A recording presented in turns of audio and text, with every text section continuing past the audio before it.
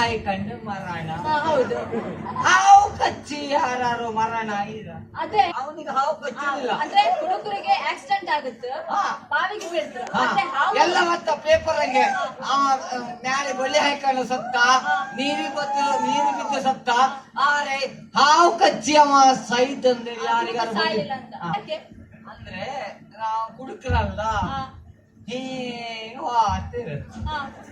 ಹಾವು ಹೀಗೆ ಹೇಗೆ ಎಲ್ಲಿ ಕೊಡೋದು ಅವನಿಗೆ? ಉಂಬುಗೆ ಊಟ ಮಾಡ್ಲಿಕ್ಕೆ ಊಟ ಮಾಡಕ್ಕೆ ಯಾರು ನಾವು ಹೋಗ್ತಿಲ್ಲ.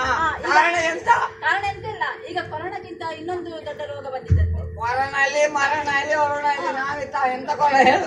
ನೋಡಿ, ಇಲ್ಲಿ ಜ್ವರ ಬಂದಿತ್ತಂತೆ. ಅದಕ್ಕೆ ಯಾರ ಮನೆಗೆಲ್ಲ ಉಂಬುಕ್ಕೆ ಹೋಗ್ಬೇಡ. ನಮ್ಮ ಮನೆ ಮಾತ್ರ ನಮ್ಮನೆ ಗೊತ್ತಿಲ್ಲ. ಯಾಕೆ? ಯಾಕಂದ್ರೆ ನಾವು ಬೆಕ್ಕಿಟ್ಕಂತಲ್ಲ ಬರ್ಲಿಕ್ಕಮ್ಮ ಹೇಳ್ಕೊಳ.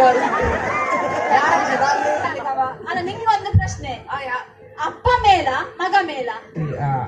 ಯಾರ ಸಾಕ ಮಗ? ಮಗ ಮೇಲ ಅಲ್ಲ, ಅಪ್ಪ ಮೇಲು. ನನ್ನೊಂದು ಪ್ರಶ್ನೆ, ಟೆಲಿಫೋನ್ ಅನ್ನು ಕಂಡು ಹಿಡಿದಂತ ವಿಜ್ಞಾನಿ ಅದು ಅಲೆಕ್ಸಾಂಡರ್ ಗ್ರಹಂ ಬೆಲ್. ಹಂಗಾರೆ ಅಲೆಕ್ಸಾಂಡರ್ ಗ್ರಹಂ ಬೆಲ್ ಅಪ್ಪ ಅದಕ್ಕಿಂತ ಮುಂಚೆ ಅಂತ ಟೆಲಿಫೋನ್ ಕಂಡು ಹಿಡಿದ.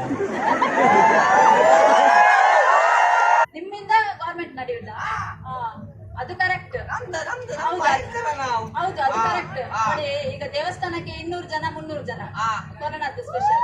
ಅದೇ ಬಾರಿಗೆ ಎಷ್ಟು ಬೇಕಾದ್ರೂ ಜನ ಹೋಗ್ತಾರೆ. ಭಯಂಕರ. ಯಾಕ ಬಾರ ಅಂದ್ರೆ ಹೆಸರಿಟ್ಟದ? ನಾವು ಬಾರ ಹತ್ರ ಕುಡಿದಲೆ ಅದೇ ಕರೀತು ಬಾ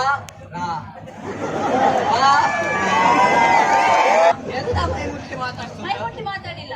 ಯಾರ? ಅದು ನಮ್ಮ ನರ್ಮನೆದ್ದು. ಆಗ್ತಿ ಎಷ್ಟು ಸಲ ಕರೆಕ್ಟ್ ಒಮ್ಮೆಲೆ ಹಾಕ್ಬೋದಲ್ವಾ? ಅವಳು ತುಂಬಾ ವರ್ಷ ಬಿಟ್ಟು ಮಹಾರಾಜನ ಕಾಮಕ್ ಬರ್ತಾಳೆ. ಆ ವಿಷಯವನ್ನು ಸೈನಿಕ ಮಹಾರಾಜನ ಹತ್ರ ಬಂದು ಹೇಳು.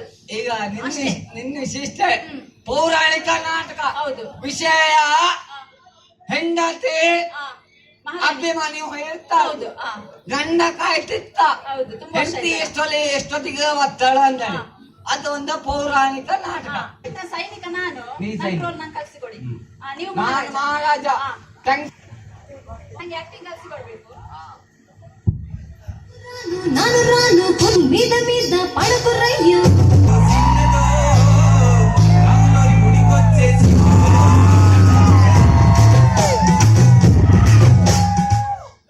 ಮಿಸ್ಟರ್ ಮಹಾರಾಜ್.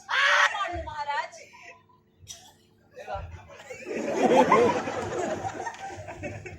ನಾಟಕ ಪೌರಾಣಿಕ.